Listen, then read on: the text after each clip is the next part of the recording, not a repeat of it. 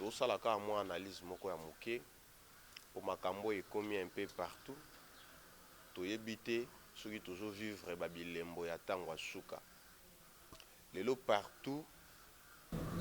tout aza susu na tina ya ndeko na yete lelo yo toujours mona likambo ya ba po et comment créer ba problème na ba mboka ebele. Déjà totu ko bungisa ndeko na biso na mboka ya Inde na kombo ya Joel Shindamani Malu.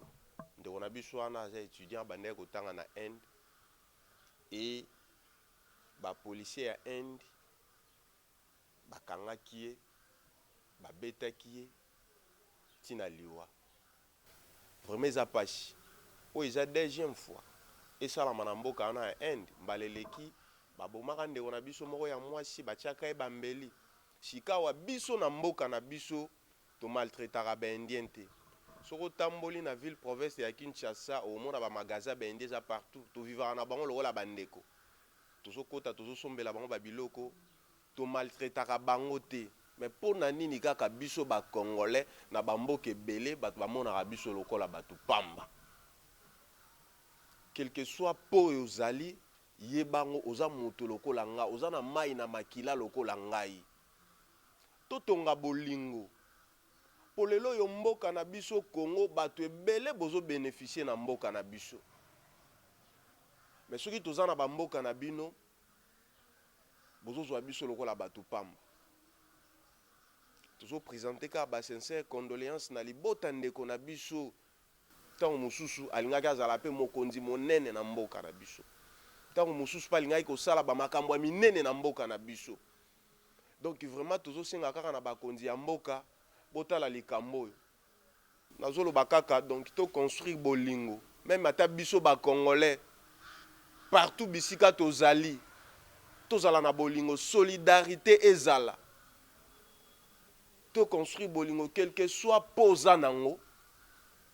mutu aza mutu lokola yo to continuer ko s'abonner na Pedro Production Grâce TV na sengi kaka bolingo ezala partout bisika bandeko bazali kotala te o aza congolais kotala te o aza français te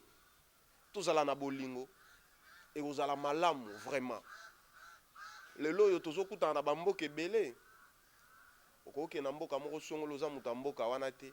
mais ovandi pe kimia nazana ba image moko ya komona ndeko na biso moko akufaki na France nenge ba français bazolela ye c'est un congolaise nazomona mindele nenge bazolela pona nini te pe na bamboka mosusu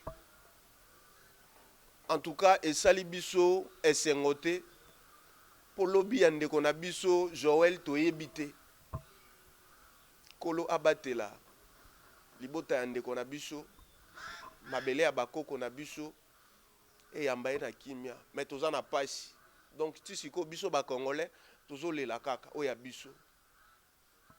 merci donc bo comprendre kaka émotion na ngai paix à son âme Joel Shindamani Malu kolo abatela molimo na merci.